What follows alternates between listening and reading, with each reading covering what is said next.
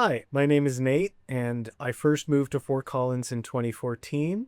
I moved here after I graduated from college in New Mexico, and I've lived here on and off. There's been a couple years where I've gone somewhere else, but I've always wound up coming back to Fort Collins, and right now I consider it my home. I'm settled here.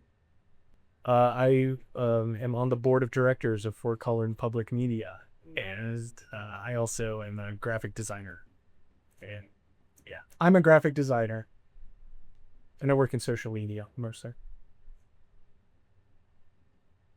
I feel proud of the Fort Collins queer community because it is fearless, because it is public, because it is visible, because this is a town in a part of the country that feels like it might be isolated, but instead people here are really tightly knit.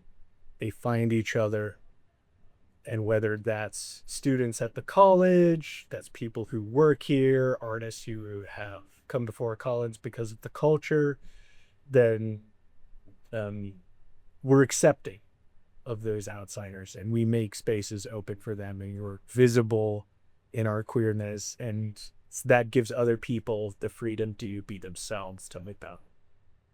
I think to me, at least growing up in the early 2000s, in the era of gay marriage, and that it would be considered really unlikely for a local business to hang a rainbow flag. It was before most people were even really aware of the use of the rainbow flag as pride. Here in Fort Collins, when I go downtown, I don't just see pride flags on buildings. I see just openly and aggressively queer businesses that are artists or professionals who put their identity front and center. And it's amazing that we have a community here in a town that isn't that large, but that is connected enough and social enough for there to be that level of support, that you can own a queer bar, you can have a queer coffee shop, a queer tattoo studio, and there is business enough to keep those people operating. They're not isolating themselves from other parts of the community. It's just an accepted, open part of life here. Growing up in Western Pennsylvania, I'm sure things are different now, but yeah, I grew up at a period of time um, where even if homosexuality might be viewed as impolite, not something you should talk about, so people might not be accepting of open homophobic bullying, but there was an acceptance even on the part of many adults that being gay was a bad thing. Being trans was not even a thing that people were thinking about at that point. So I, yeah, grew up at a time where I knew for a fact that there were people who were hitting their kids for perceived homosexuality, who believed that to be good people, they had to do that. It is what it is. Things are very different now, which is great. Haven't been back to that town, so I don't know. Oh, things have changed. I'm sure they have. But I have found a community here where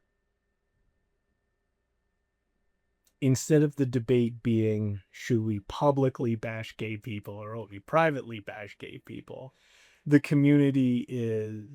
discussion in the community is, what big events are we going to put on? How are we going to spread the message? How are we going to spread the message of what it is that we stand for, the freedom, the acceptance, the healing that it's able to provide? If you can't do that out in the open, if that is something that's going to draw harassment of any kind, then the community as a whole just breaks apart and goes back underground, where for decades it was in this country, just an underground movement full of fear, full of shame and danger. It's wonderful now to look at the world, see how much things have changed, and to think about what it might have meant for people in the past who didn't have access to this, but who fought for it. The people who made the decision to be publicly visible at that time I'm talking about, when that was unacceptable, would have been considered a reason for people to confront you, to be angry with you just for seeing you in public. So try and have fun. What is the point if it's not fun? And it's always been fun. It's been an exciting and loving way to live. These days things are very serious, but we should still have fun just as much as we can, maybe even more so.